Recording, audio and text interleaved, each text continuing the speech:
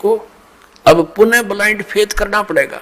लेकिन blind faith करने से पहले आपने इस मार्ग को जैसे दूध का जला हुआ फूंक मारता है लस्सी को, ऐसे ग्रहण करना। आंखें बंद करके ग्रहण नहीं करना, लेकिन इसको ग्रहण करके फिर आंखें बंद कर लेना। कहने का भाव यह है कि फिर अग्रम अग्रम ना करना, यू नाम लेने पीछे। इस दीक्षा लेने से पहले आप खूब ट्राई करो और खूब परीक्षण करो, सब जो दास बताता उसका प्रमाण देखो, और फिर आंखें बंद करके उपदेश ले लो। और फिर आंखें ही बंद रखना, यानी ब्लाइंड फेथ करना, पूर्ण विश्वास करना दास के एक एक शब्द पर, फिर आपकी भक्ति चलेगी। अब तो आप आते हो दूध के जले हुए, और फिर यहां फूंक मारते हो लस्सी को भी। कोई बात नहीं, कुछ दिन के अंदर आपको अपने आप डिफरेंशिएट का पता लग जाएगा। और खूब ट्राई करो पहले, फिर बाद में अग्न बग्र करोगे तो भगवान का लाभ मिलना बंद हो जाएगा। दीक्षा लेने के बाद यदि आप दास के वचनों में अविश्वास करते हो, आपका नाम नहीं रहेगा। कह कबीर सुनो भी साधो, मैं तो हूं विश्वास में। अब उस परम पिता परमेश्वर परम पूज्य कबीर जी, जो एक जुलाहा जाति में, एक झोपड़ी में रहने वाला, एक धोती लंगोटी में रहने वाला, और उसको भगवान मानना बालकों का खेल है। लेकिन वो परमात्मा है और थे और रहेंगे, क्योंकि हम समझ नहीं सके।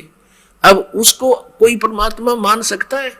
जब दास ने प्रारंभ में कहना शुरू किया तो लोग मजाक किया करते थे कि देख यो भी दानक हो गया। अरे भले हुए व्यक्ति, हम तो लेट हो गए, दानक होने में हमने तो पहले होना चाहिए था जब पता लग जाता था। कहने का भाव ये था कि दानक का अर्थ है कबीर पंथी। उस कबीर पंथ परमात्मा परमेश्वर के द्वारा दिए हुए वे ऑफ वर्शिप पे, उस रास्ते पर चलने वाले तो हमने पहले बन जाना चाहिए था। हमारे दादे परदादों ने बन जाना चाहिए था। भूत बने फिरे नकली संतों और पंथों, इन गुरुओं के शास्त्र विरुद्ध ज्ञान को सुन सुनकर अरीब उनके श्राद्ध निकलवावे, वह भूत बने फिरे आप खावे, क्योंकि तुम्हारे पिताजी स्वर्ग में दुखी हो रहे हैं। अरे स्वर्ग की तो हो गया जहां दुखी हो रहे हैं, नौका नरक में डलवा दिए उल्टी साधना करवा के। अब फिर आप पेट भरे और श्राद्ध के तुम्हारे पिताजी खावे, वाह भाई वाह। तो कहने का भाव ये पुण्यात्मा, शास्त्र विरुद्ध साधना करने से हम बहुत हानि उठा चुके हैं। उस दानक जुलाहे कबीर जी को और भगवान मानना, ये भी एक 8वां जुबा के 10वां जुबा समझ लियो। लेकिन वो भगवान है ही, हमारे ना मानने से उनकी वो प्रभुता समाप्त नहीं हो सकती, क्योंकि हम नहीं पहचान पा रहे लाल है ये, हमें विश्वास नहीं हो पा रहा। तो ये हमारी बाल बुद्धि का ही परिणाम है।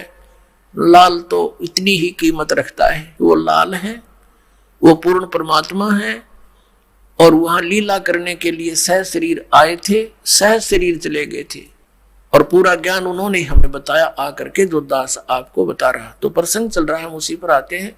तो इसी प्रकार जब आप जी दीक्षा ले लेते हो, उसके बाद फिर दास जो वचन बोलता है और आपके मन में अविश्वास उत्पन्न होता है, तो आप कमजोरी में आ चुके हो।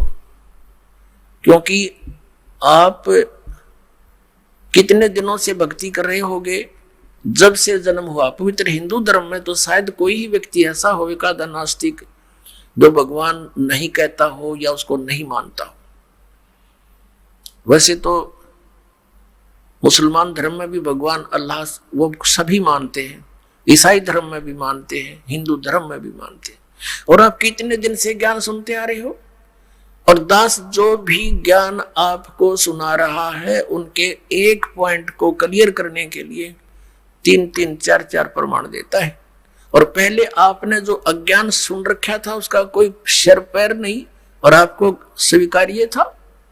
अब ये क्यों अग्रम अग्रम इतनी हो रही है आपके माइंड में, काल को ये चिंता बनी रहती है, कहीं ये इस मार्ग पर दृढ़ ना हो जा और इसका बेड़ा पार ना हो जा, तेरे हाथों से ना निकल जा। तो पुण्यात्माओं, उपदेश लेने से पहले दास ने बहुत सुविधा उपलब्ध कर रखी है। जिन दिनों में सत्संग होता, सत्संग सुन करो। फिर परमात्मा ने दया बख्श रखी है एक पवित्र टीवी चैनल पर, उसने साधना के ऊपर शाम को 8 बजे सत्संग आता है, वहां सुनते रहो। कहने का भाव ये है कि आप जी पहले कति कंसेप्ट क्लियर करो, जब आओ यहां पर और नाम लेकर फिर जो सही दृढ़ होकर आते हैं उनको कुछ चंद ही दिनों में परमात्मा के वो चमत्कार शुरू हो जाएंगे। क्योंकि कनेक्शन ले लिया बिजली का, कनेक्शन लेते ही आपके पंखे चलेंगे, सब कुछ ठीक चलेगा। यदि कनेक्शन लूज हो गया, ना पंखा चलेगा ना कोई और सुविधा उस पावर से होगी। जो पावर सत्र का काम है तो पावर से ही होगा। तो इस प्रकार आपका अगर कनेक्शन लूज रह गया, यानी आपका नाम खंडित हो गया, तो मालिक की पावर आपके घर पर या आपकी बॉडी में काम नहीं करेगी। इसके लिए परमात्मा ने बताया है कि अनंत कोटि बाजी जहां अमन रचे सकल ब्रह्मांड ही, कहे कबीर मैं क्या करूं ये काल करे जीव खंड। कि मैं इतना समर्थ हूं, परमेश्वर कबीर जी कहते हैं अनंत कोट बाजी जहां मैंने रचे सकल ब्रह्मांड। और कबीर साहब कहते हैं, आदरणीय गरीबदास साहिब जी को कबीर साहब ने ये ज्ञान दिया था, ये वाणी गरीबदास साहिब जी की है कि कबीर साहब ये कहते हैं, गरीबदास जी उसका समर्थन कर रहे हैं कि कबीर साहब ये कहते हैं कि मैं क्या करूं, यो काल मेरे से जीवों को खंड कर लेता है, इनके नाम खंड करवा के फिर मेरी पावर वहां काम कर नहीं सकती, ये ऐसा कर देता है। तो आप इसे सावधान हो। दीक्षा लेने में देरी हो जावे कोई दिक्कत नहीं, लेकिन लेने के बाद फिर ये समझ लेना हमें भगवान मिल गया, और फिर गुरु जी को परमात्मा के तुल्य मानना पड़ेगा, तब आपकी प्रॉब्लम सोल्व होगी। भले ही पुण्यात्मा गुरु भगवान नहीं है, ये दास क्योंकि मालिक आए थे वो तो भगवान थे ही, वो भी गुरु थे, हमने उनको भी भगवान नहीं माना, लेकिन इस दास को आपने भगवान मानकर ट्रीट करना पड़ेगा, तब आपको सफलता मिलेगी। जैसे गणित के अंदर एक प्रश्न आता है ब्याज का, ऋण का। उस ऋण के अंदर क्या होता है कि हमने मूल धन खोजना होता है, बच्चों ने मूल धन प्राप्त करना होता है, वो प्रश्न ऐसा होता है। तो उसके अंदर मानना पड़ता है, मान लीजिए मूल धन 100 रुपये, वो मूल धन 100 रुपये होता नहीं, वो तो करोड़ों की संख्या में होता है, लेकिन वो करोड़ों की संख्या की राशि वाला मूलधन हमें तभी उपलब्ध होगा जब हम 100 रुपये को मूलधन मान लेंगे।